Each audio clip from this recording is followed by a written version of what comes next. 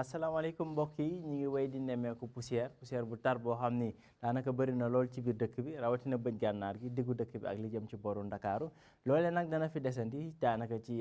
guddik alxames bi waaye itam ci ajuma ji ba ci jëm ci ajuma ci ngoon nag ci lañ yaakaar mu xaw a wàññeeku bu njàllee nag ci yeneen xibaar yi muy tàngaay gu tar goo xam ne dana fi des rawatina ci biir dëkk bi danañ dem ba gox yoo xam ne danañ fa nemmeeku ñeent fukki dëgg rek benn bu njàllee ci leeral xibaar yu ni mel tàmbalee ko ci image sat bi daanaka niñ ko seetloo yoon fan yi yëpp asamaan si dafa bëri woon niir lool waaye nag dana commencé di leer jant bi dana fës ci gox yu bëri ci réew mi ci prévision guddik tey gi niir yi danañ jógee nag daanaka biir géej dugg ci biir dëkk bi rawatina ci bëj gànnaar gi ak diggu réew mi waaye tamit ngelaw li dana jógee bëj gànnaar ngelaw loolee nag moo fi desandi peex ci réew mi rawatina ci di jëm ci wàllu sow bi daanaka ñi ngi xaarandi Dakar ak jëm Mbuur ñaar fukki degré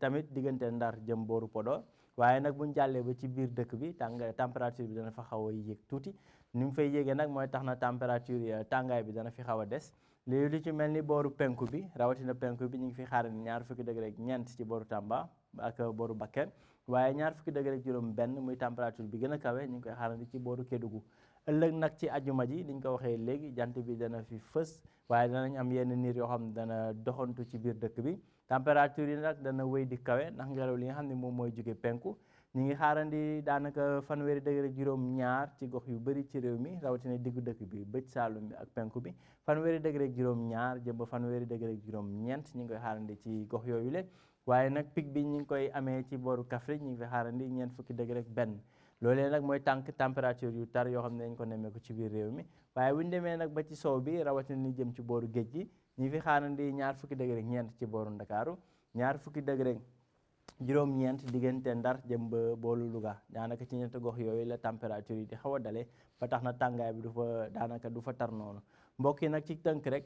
ñi ngi fàttali muy poussière bi nga xam ne dana wëy di bëri ci dëkk bi rawatina tey ci guddik alxames bi ak bëccëgug ajuma ji waaye bu ñu nee ba ajuma ci ngoon dana commencé wàññeeku bu baax ak tàngaay boo xam ne lay àndal nag rawatina ci biir dëkk bi danañ dem ci diggante fanweeri degré juróom-ñaar jëm ba fanweeri degré juróom-ñeent ba ci ñeent fukki degré benn ci boru Kaffrine li moo doon xibaar yi nag ñu jox leen dig daje ba ëllëg ajuma ci yeneen xibaar météo jërë ngeen jëf